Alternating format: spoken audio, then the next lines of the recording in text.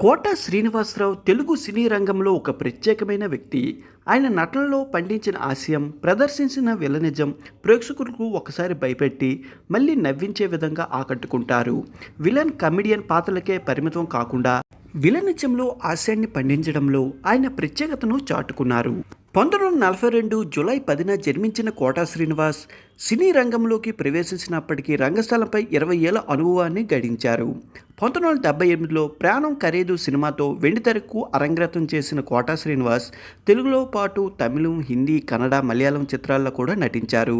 750కి పైగా సినిమాలు నటించి విలన్, క్యారెక్టర్ ఆర్టిస్టు, సహాయ నటుడు వంటి వివిధ విభాగాల్లో 9 నంది పురస్కారాలు కూడా అందుకున్నారు.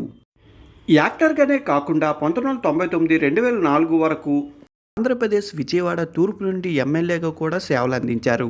కోట శ్రీనివాసరావు తండ్రి కోట సీతారామాంజనేయులు కంకిపాడులో ప్రసిద్ధి వైద్యులు. మొదట్లో తండ్రిలా డాక్టరు కావాలనుకున్నారు.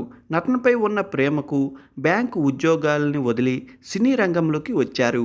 ఆయన ప్రదర్శించిన తెలంగాణ యాస ఆయనకు గొప్ప పేరు, ప్రఖ్యాతును తెచ్చిపెట్టాయి. ఆయన నటన, సంభాషణ, మహాభావాలు తెలుగు ప్రేక్షకుల మనసులో చెరగని ముద్ర వేశాయి. అయితే తాజాగా ఆయనకు సంబంధించిన ఒక ఫోటో నెట్టింట వైరల్గా మారింది. కోట శ్రీనివాసరావు ఇప్పుడు గుర్తుపట్టలేని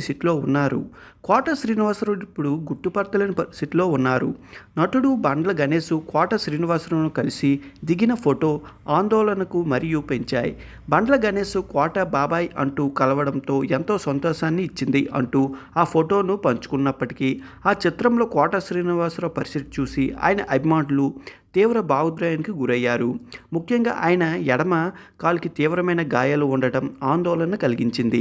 కోట శ్రీనివాసరావు అభిమానులు ఆయన త్వరగా కోలుకోవాలని ప్రార్థిస్తున్నారు. ఒకప్పుడు తెరపై తనదైన ముద్ర వేసిన నటుడు ఇలా చూసి ఆయన ఆరోగ్యం పట్ల ఆందోళన వ్యక్తం చేస్తున్నారు.